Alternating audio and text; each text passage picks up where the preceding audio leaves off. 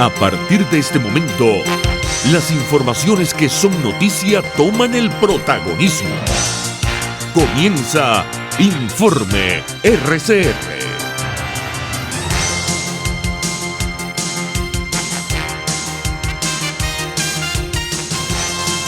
Muy buenos días. Hoy es 10 de diciembre de 2018.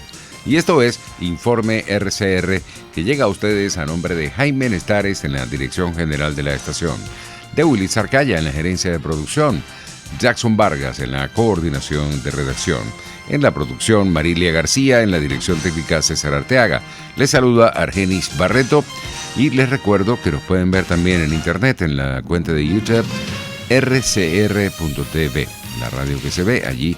Los invito a que se suscriban y nos den un me gusta también en Periscope en la cuenta @RCR750 de Twitter. Ya comenzamos nuestra ronda informativa del día de hoy. La abstención de más del 70% que se registró en la elección de concejales que se realizaron ayer domingo en todos los municipios del país refleja la falta de credibilidad de la mayoría de los venezolanos al actual sistema electoral. Así lo afirmó a las 7:10 de la mañana de este lunes el diputado José Prat, dirigente de la Causa R. Que nunca hubo respuesta. Entonces, por supuesto, no hay confianza de ningún tipo en el ente electoral, ni en el proceso en general, ni hay ninguna condiciones para participar. Y bueno, yo creo que eso se vio reflejado ayer.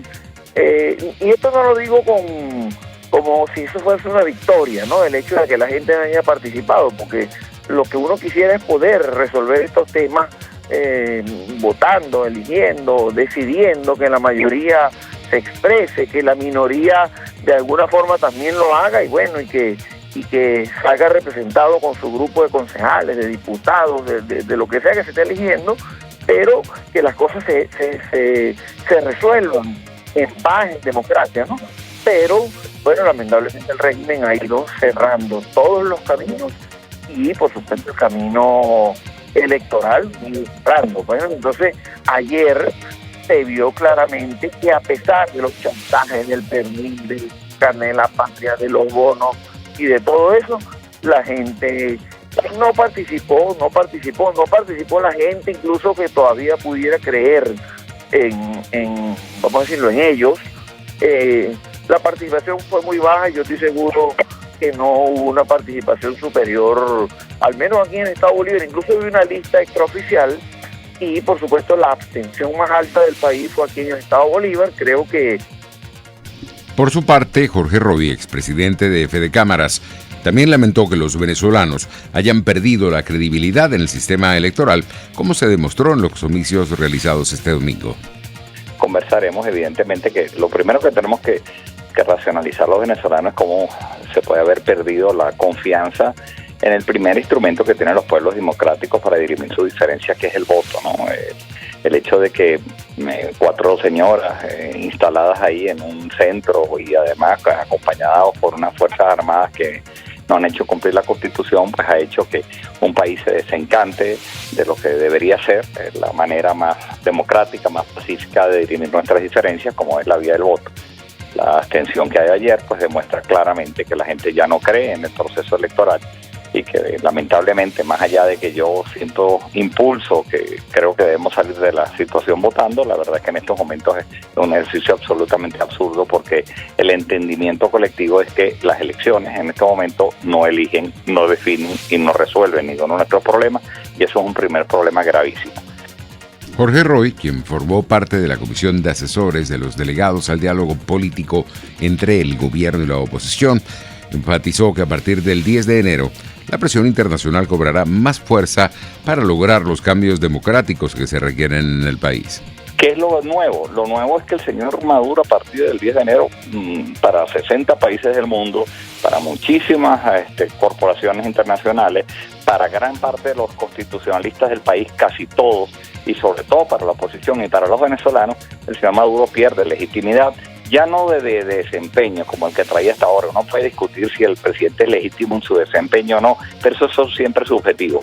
Pero cuando tú hablas de desempeño de origen, que es producto de unas elecciones que no fueron reconocidas, de una asamblea constituyente que no fue reconocida, pues el 10 de enero se le transforma en estos momentos un complicado escenario al presidente Maduro, que ya no podrá viajar por el mundo como viajaba, no puede ir a la OEA, no puede ir a la ONU, no te reconoce el Grupo de Lima, algunos países retirarán embajadores, otros no, pero es muy incómodo para alguien ejercer el poder de una forma donde gran parte del mundo no te va reconociendo, a menos que tú te limites a ser presidente de Rusia, de Irán, de China y de Bolivia y Cuba. Bueno, si esas son tus aspiraciones como ser humano, bienvenido, pero yo creo que es un tema muy incómodo para la presidenta de la República al ya no ser reconocido por una gran parte del mundo. Entonces ya tienes algo en la mesa para negociar.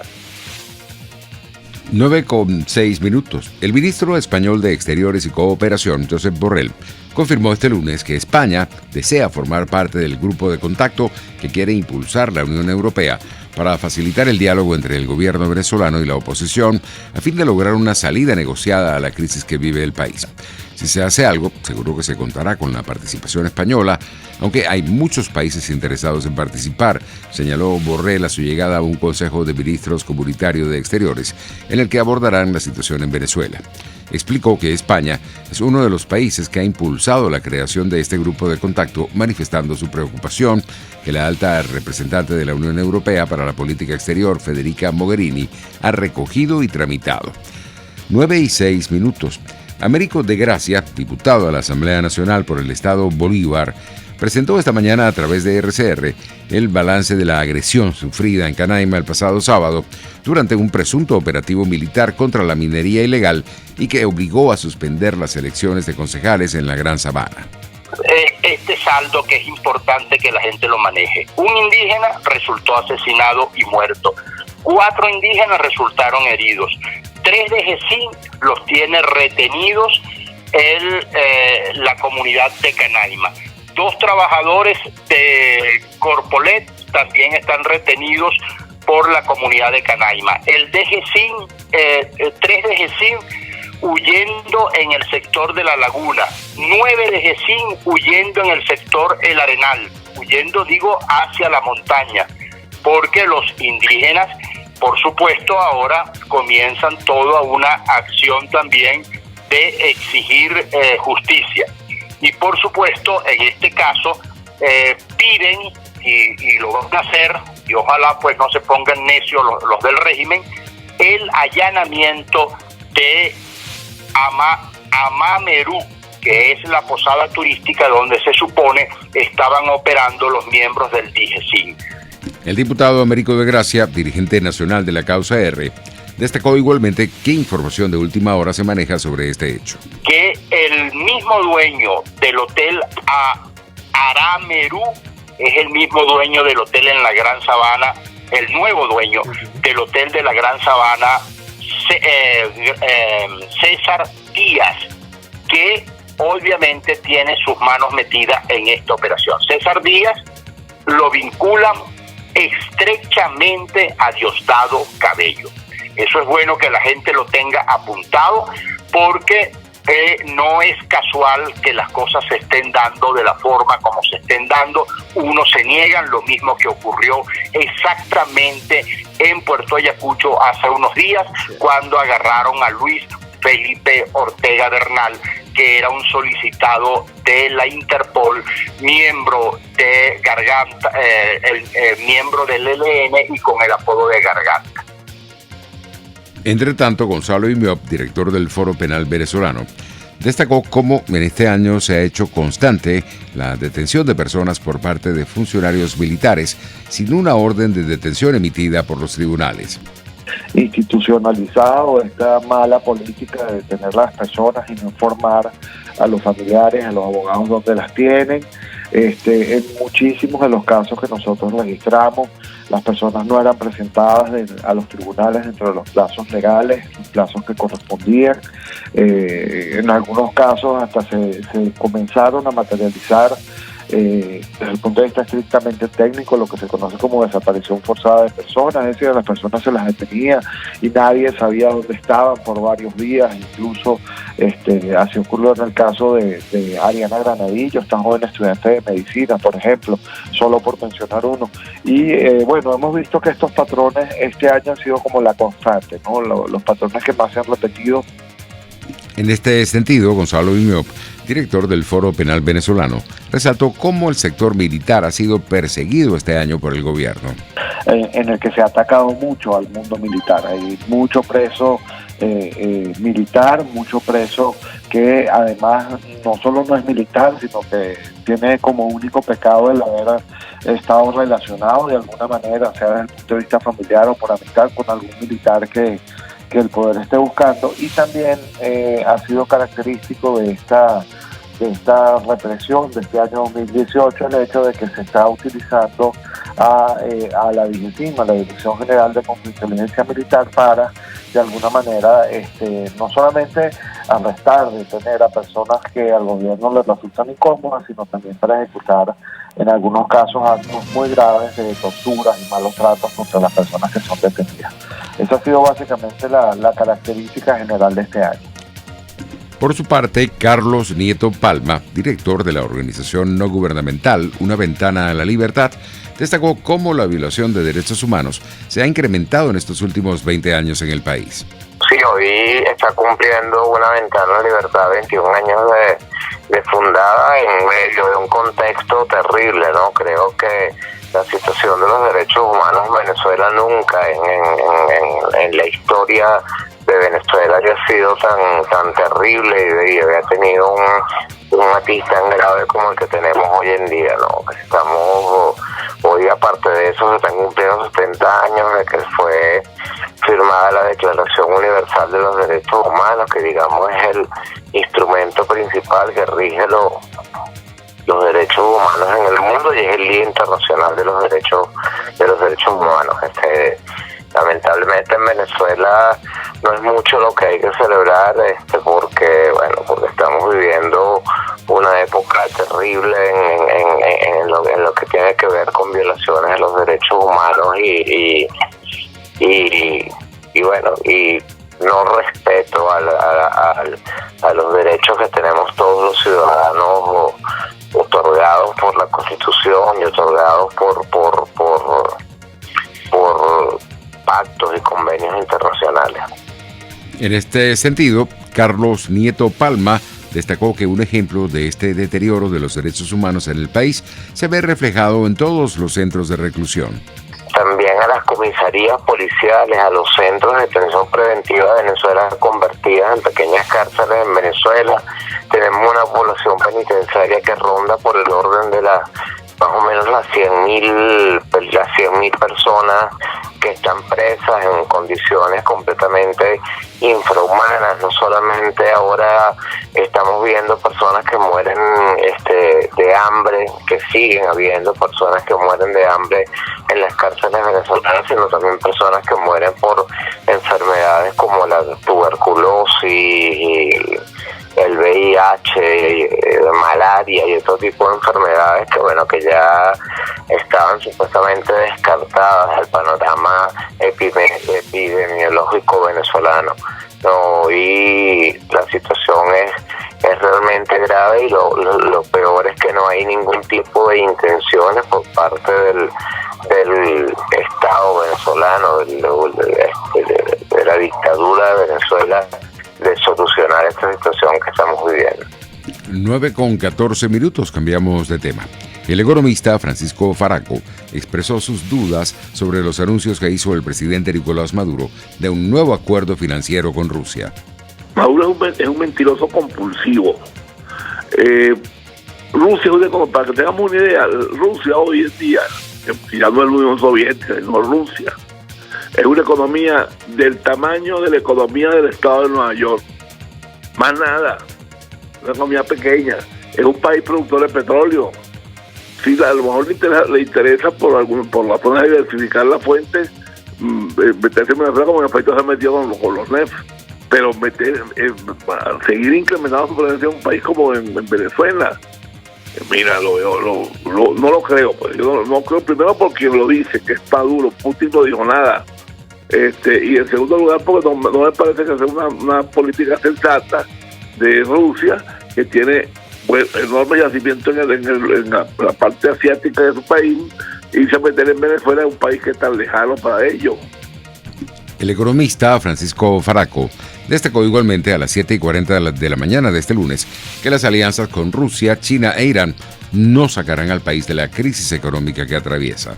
En estos tiempos que hemos confrontado todas las dificultades que estamos confrontando y que seguiremos confrontando, a menos que en Venezuela venga un cambio de rumbo político y transcurran muchos años, no hemos podido vivir con ellos. Rusia es un proveedor lejano de trigo, que es lo más que Rusia nos envía a nosotros. Nosotros le compramos a Rusia en intercambio con petróleo. China es mucho más diversificado. China es un país que tiene una amplia oferta de manufactura, pero que aquí no ha podido cuajar nada más significativo, más allá de los contratos de obra y tal, y los carros y los autobuses. Esta cosa no es en grandes cantidades. Hay un problema ahí de idioma y de tecnología, de transmisión de tecnología. La tecnología china es una tecnología que no es una tecnología que sea familiar para los técnicos venezolanos. Irán y esos países son alianzas básicamente de tipo político, y no tienen mayor contenido económico. Irán es un país 9:16.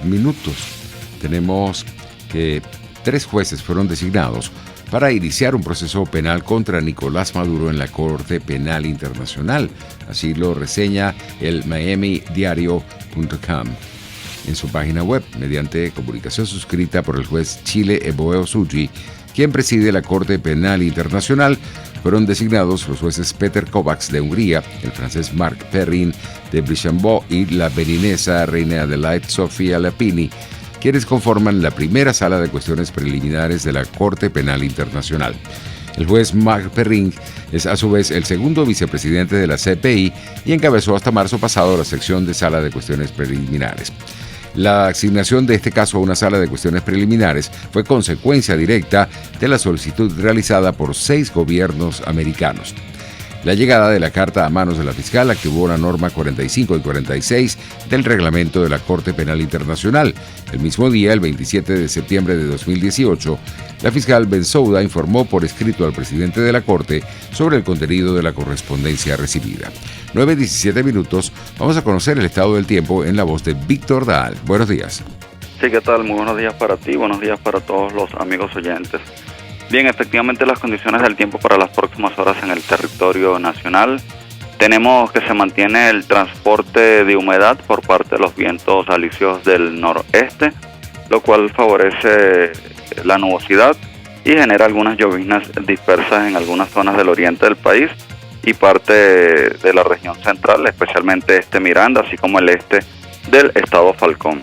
De igual manera tenemos la zona de convergencia intertropical aún hacia la zona sur de Venezuela, conjuntamente con un patrón de vientos en la altura, lo cual está favoreciendo la nubosidad de gran desarrollo y precipitaciones dispersas, especialmente al sur de Amazonas, sur de Bolívar, así como también en los estados andinos del país. El resto del territorio nacional y especialmente lo que sería la zona central del país se mantendrá con cielo parcialmente nublado durante las primeras horas del día. Notaremos un ligero incremento de las nubes hacia finales de la tarde, sin embargo no estimamos precipitaciones. Las temperaturas máximas que en horas de la tarde estarían alcanzando los 32 grados Celsius, mientras que la mínima durante la madrugada se mantiene en 18 grados Celsius. En cuanto al oleaje hacia las costas de Venezuela, tendremos un oleaje que estaría oscilando entre 0.5 a 1.8 metros de altura. Bien, así estarán las condiciones del tiempo. Adelante. Muchísimas gracias, Víctor Dahl, por este contacto. 9:19. Es hora de ir a publicidad, pero regresamos.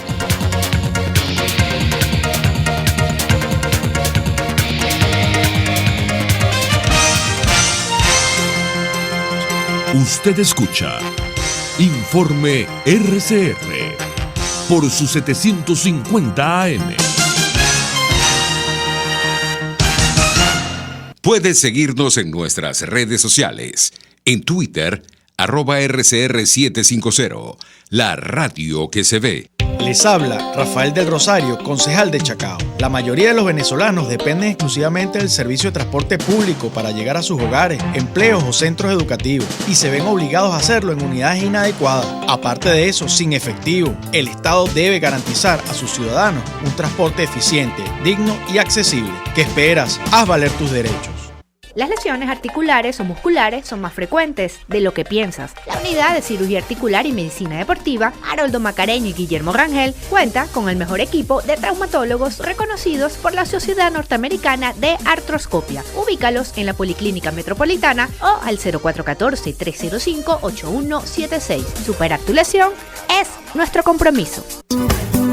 Dosis Alternativa es una ventana abierta donde usted hallará respuestas a diversos temas de salud que nos preocupan. ¿Cuál es el problema con la próstata? Después de los 40 años, aproximadamente un 40% de la población masculina empieza a tener problemas. Entre esos problemas grandes tenemos el famoso cáncer de próstata, que es el primer cáncer en el hombre. Y después de eso tenemos enfermedades muy comunes que son la prostatitis, que antes de los 40 años y después de los 40 años dependiendo de la patología, y también tenemos infecciones asociadas y el crecimiento de la próstata. Dosis Alternativa les hace llegar de una manera sencilla y amena la orientación de profesionales que necesita para comprender y manejar correctamente situaciones de nuestro día a día. Cuando yo salgo a buscar una persona con quien quiera comprometerme, casi siempre lo voy a buscar desde mis experiencias y desde mi historia de mis padres. ¿Por qué? Porque la primera historia de amor que yo conozco en la vida es la historia de amor de mis padres. Y desde esa situación con mis padres, yo voy a aprender a amar. Dosis Alternativa, con Marilia García y Jackson Vargas, de lunes a viernes a las 9:30 de la mañana. Solo por RCR y RCR.tv, la radio que se ve. Les estamos presentando Informe RCR, el compacto informativo de esta hora, solo por RCR 750 AM.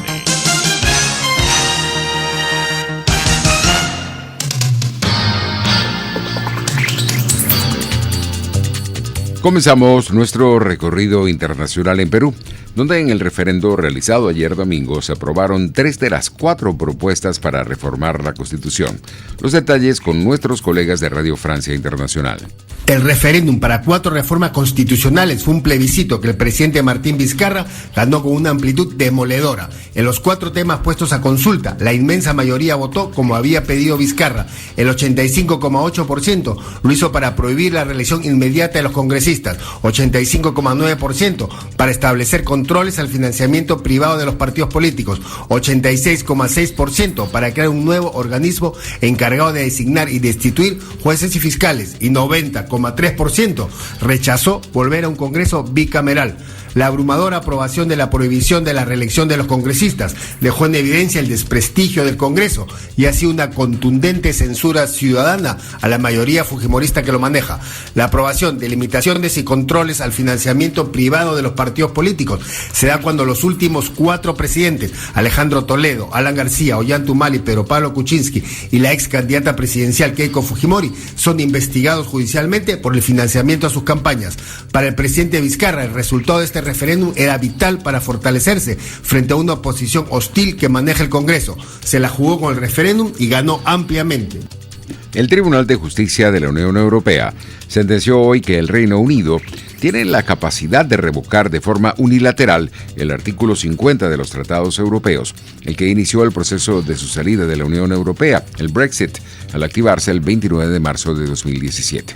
La decisión de la Corte, con sede en Luxemburgo, se anunció solo un día antes de la fecha prevista para la votación del acuerdo sobre la retirada británica en el Parlamento del Reino Unido, donde la primera ministra Theresa May no tiene garantizados los apoyos necesarios para sacarlo adelante. Entre tanto, Ella está programado para este lunes que dé un discurso cuando se preveía que comenzaría la cuarta jornada del debate sobre el pacto del Brexit, dijo un orador parlamentario. May retrasará la votación sobre el acuerdo del Brexit, prevista en principio para mañana en la Cámara de los Comunes, según adelantó la cadena BBC. Los miembros del gabinete de May, de acuerdo con la emisora pública británica, indicaron que la decisiva votación será aplazada para conseguir un mayor consenso. Tenemos más informaciones del panorama internacional. Carlos Ghosn, presidente de la alianza Renault-Nissan-Mitsubishi Motors, fue inculpado hoy por disimular sus ingresos durante 5 años y continuará de momento en detención provisional. Más detalles en el siguiente reporte. Los millones de euros que Carlos Ghosn y la empresa japonesa Nissan ocultaron a la hacienda japonesa serían casi el doble de lo anunciado el pasado 19 de noviembre, cuando el ejecutivo de origen brasileño-libanés fue detenido en Tokio. Según el anuncio hoy lunes de que la Fiscalía de Tokio formalizaba la acusación contra Ghosn y Nissan, los fondos no declarados serían de 31 millones de euros, que se suman a los otros 39 millones de euros mencionados en el momento de la detención el mes pasado. El período del delito comprendería entre 2010 y 2018. Ghosn, de 64 años, fue detenido en medio de rumores de un golpe de Estado al interior de Nissan para poner fin al control absoluto de la multinacional nipona del también presidente de Mitsubishi y la francesa Renault. Las japonesas Nissan y Mitsubishi lo destituyeron poco después de su detención. El anuncio era esperado, pues hoy se terminaba el plazo de detención que permite la ley japonesa a sus fiscales. Con la nueva acusación, Ghosn seguirá encerrado en la misma cárcel de Tokio donde se recluyen y se ejecutan los condenados a pena de muerte en Japón. Las celdas no tienen calefacción individual y, según ha trascendido, el aún presidente de Renault ha recibido desde fuera prendas abrigadas. El cónsul brasileño en Tokio le habría hecho una visita y el célebre detenido le pidió enviarle novelas de detectives para pasar el tiempo. Desde Tokio, para Radio Francia Internacional, les informó Gonzalo Robledo. El Pacto Mundial para una Migración Segura, Ordenada y Regular de Naciones Unidas fue aprobado hoy por más de 150 países que asisten a la Conferencia Intergubernamental de la ONU que se realizó en Marruecos.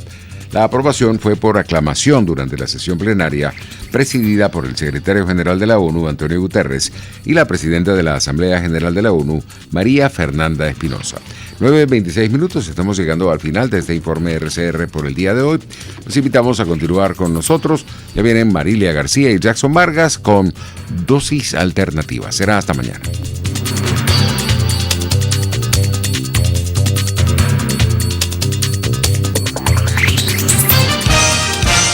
Hasta aquí este compacto noticioso. Manténgase en nuestra sintonía, porque estaremos informándole de la noticia al momento de producirse. RCR 750 AM.